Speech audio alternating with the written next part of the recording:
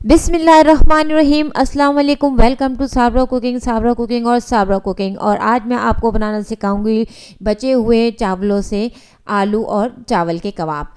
तो इससे पहले भी मैंने आपको बचे हुए चावलों की रेसिपी बनाना सिखाई थी। तो ये हमारे पास सेकंड रेसिपी है। तो इसको बनाने के लिए हमें चाहिए होगा एक बाउल चावल। ये रात के बासी भी हो सकते हैं और जो आप रोज़ाना पकाते हैं उसमें से बचे हुए भी चावल हो सकते हैं, ज़रूरी नहीं है कि बासी हो। अब इसमें मैं डालूँगी एक बॉयल आलू।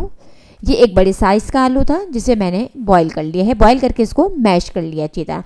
और इसमें डालूँगी मैं हाफ़ कप शिमला मिर्चें, हाफ़ कप ही इसमें प्याज जाएगी, 1 टेबल स्पून हरी मिर्चें जो कि बारीक चॉप की है, 1 कप हरा धनिया, 2 टेबल स्पून सूजी।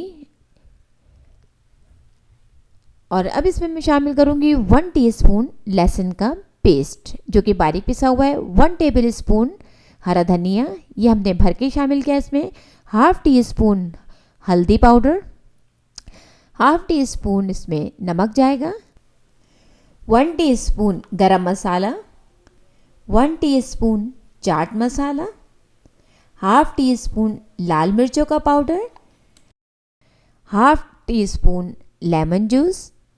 और अब इन तमाम अशिया को चमचे की मदद से पहले मिक्स करूंगी मैं इसे अच्छी तरह से।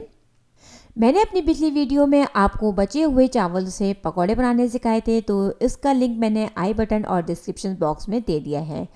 और अब ये जो बाकी चावल हैं जिसके मैं अभी ये कबाब बना रही हूँ, ये सिंगापुरियन राइस के बचे हुए हैं और इसका भी लिंक मैंने डिस्क्रिप्शन बॉक्स और आई बटन में दे दिया है।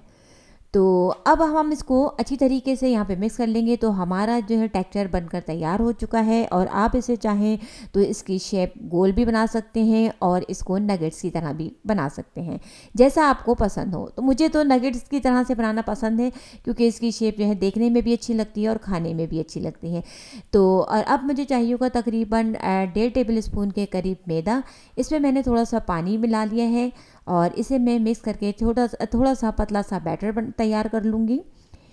अब ये मेरा बैटर जो है वो बनकर रेडी हो चुका है। अब ये मेरे पास मौजूद है ब्रेड क्रम्ब और मैंने अपनी पिछली वीडियो में 2 तरह के ब्रेड क्रम्ब बनाने सिखाए थे। इसका लिंक मैंने आई बटन और डिस्क्रिप्शन बॉक्स में दे दिया है, तो ये ज़रूर देखिएगा। तो अब मैं इन कबाबों को 1 बाय 1 पहले मैं इसमें बैटर में डिप करूँगी और फिर ऊपर से इसको ब्रेड क्रम्ब लगाऊंगी अच्छी तरह से। तो इसे पलट कर भी अच्छी तरह से ऊपर से ब्रेड क्रम्ब लगा लीजिए। और इसी तरह से मैं ये तमाम कबाब जो हैं ये बैटर्स लगा के तैयार कर लूँगी। तो देखिए ये ब्रेड क्रम्ब लग के ये किस तरह के नज़र आते हैं। तो लीजिए हमारे ब्रेड क्रम्ब लग के तैयार हो चुके हैं और मैंने पहले से अपना ऑयल जो है गरम कर लिया था। ये बिल्कुल मीडियम फ्लेम पर गरम हुआ है और मैं इसे 1 बाय 1 इसके अंदर शामिल कर दूंगी। तो इसे तलने के लिए आप तकरीबन इसे 1 से 2 मिनट का टाइम ज़रूर दीजिएगा।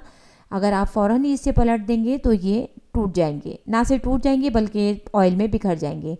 तो 1 मिनट के लिए आप इधर से पकाएं और फिर इसे फ्लिप कर लें और दूसरी साइड से भी पकाएं। यहाँ तक पकाएं कि दोनों साइडें इसकी ब्राउन हो जाए। जैसे कि हमारी ब्राउन हो चुकी हैं और देखने में भी ज़बरदस्त लग रही हैं और ये इंतहाई क्रिस्पी हैं और खाने में भी इंतहाई टेस्टफुल हैं। तो अगर आपको मेरी रेसिपी पसंद आई हो तो प्लीज़ इसे लाइक और शेयर और सब्सक्राइब करना ना भूलिएगा। मेरी वीडियो देखने का आप लोगों का बहुत शुक्रिया।